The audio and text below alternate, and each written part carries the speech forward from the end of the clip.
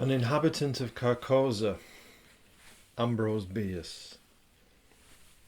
For there be diverse sorts of death, some wherein the body remaineth, and in some it vanisheth quite away with the spirit. This commonly occurreth only in solitude, such is God's will, and none seeing the end, we say the man is lost or gone on a long journey, which indeed he hath. But sometimes it hath happened in sight of many, as abundant testimony showeth. In one kind of death the spirit also dieth, and in this it hath been known to do while yet the body was in vigour for many years, and sometimes is it veritably attested it dieth with the body, but after a season is raised up again in that place where the body did decay. Pondering these words of Halley, whom God rest, and questioning their full meaning as one who, having an intimation, Pondering these words of Halley, whom God rest, and questioning their full meaning as one who, having an intimation, yet doubts if there be not something behind, other than that which he has discerned, I noted not whither I had strayed until a sudden chill wind striking my face revived in me a sense of my surroundings. I observed with astonishment that everything seemed unfamiliar.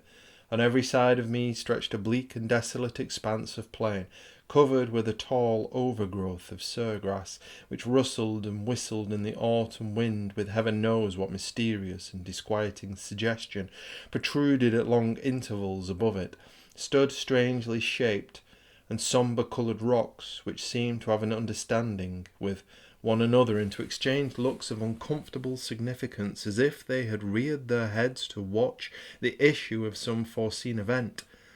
A few blasted trees here and there appeared as leaders in this malevolent conspiracy of silent expectation. The day, I thought, must be far advanced, though the sun was invisible, and although sensible that the air was raw and chill, my consciousness of the fact was rather mental than physical. I had no feeling of discomfort. Over all the dismal landscape a canopy of low, lead-coloured clouds hung like a visible curse. In all this there was a menace and a portent, a hint of evil, an intimation of doom. Bird, beast, or insect there was none. The wind sighed in the bare branches of the dead trees, and the grey grass bent to whisper its dread secret to the earth. But no other sound nor motion broke the awful repose of that dismal place. I observed in the herbage a number of weather-worn stones, evidently shaped with tools. They were broken, covered with moss, and half sunken in the earth. Some lay prostrate, some leaned at various angles, none was vertical. They were obviously headstones of graves, though the graves themselves no longer existed as either mounds or depressions. The years had levelled all. Scattered here and there, more massive blocks showed, where some pompous tombs or ambitious monument had once flung its feeble defiance at oblivion. So old seemed these relics, these vestiges of vanity, and memorials of affection and piety, so battered and worn and stained, so neglected, deserted, forgotten the place, that I could not help thinking myself the discoverer of the burial ground of a prehistoric race of men whose very name was long extinct. Filled with these reflections, I was for some time heedless of the sequence of my own experiences, but soon I thought, how came I hither? A moment's reflection seemed to make this all clear and explain at the same time, though in a disquieting way, the singular character with which my fancy had invested all that I saw or heard. I was ill. I remembered now that I had been prostrated by a sudden fever, and that my family had told me that in my periods of delirium I had constantly cried out for liberty and air, and had been held in my bed to prevent my escape out of doors. Now I had eluded the vigilance of my attendants, and had wandered hither to where? I could not conjecture. Clearly I was at a considerable distance from the city where I dwelt, the ancient and famous city of Carcosa. No sign of human life were anywhere visible nor audible. No rising smoke, no watchdog's bark, no lowing of cattle, no shouts of children at play. Nothing but that dismal burial place, with its air of mystery and dread due to my own disordered brain. Was I not becoming again delirious there beyond human aid? Was it not indeed all an illusion of my madness? I called aloud the names of my wives and sons, reached out my hands in search of theirs, even as I walked among the crumbling stones and in the withered grass. A noise behind me caused me to turn about. A wild animal, a lynx, was approaching. The thought came to me, if I break down here in the desert, if the fever return and I fail, this beast will be at my throat. I sprang towards it, shouting. It trotted. I sprang toward it, shouting. It trotted tranquilly by within a hand's breadth of me and disappeared behind a rock.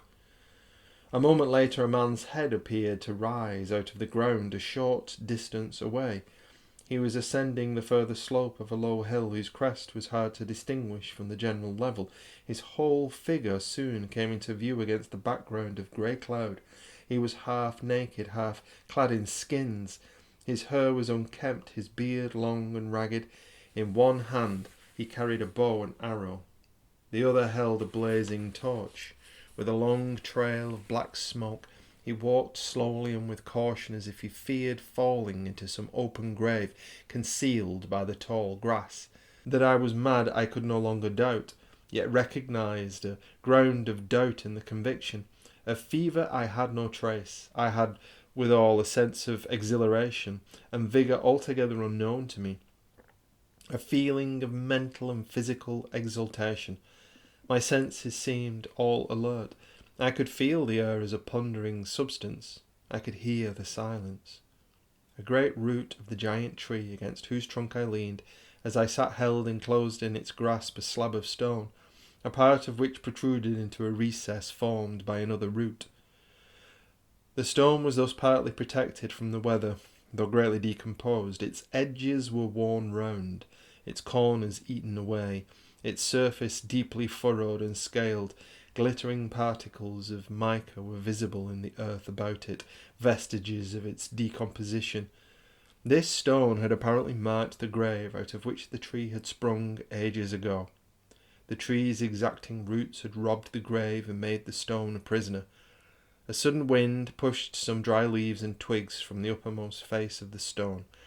I saw the low relief letters of an inscription and bent to read it. God in heaven! My name in full, the date of my birth, the date of my death. A level shaft of light illuminated the whole side of the tree as I sprang to my feet in terror. The sun was rising in the rosy east. I stood between the tree and his broad red disk. No shadow darkened the trunk. A chorus of howling wolves saluted the dawn.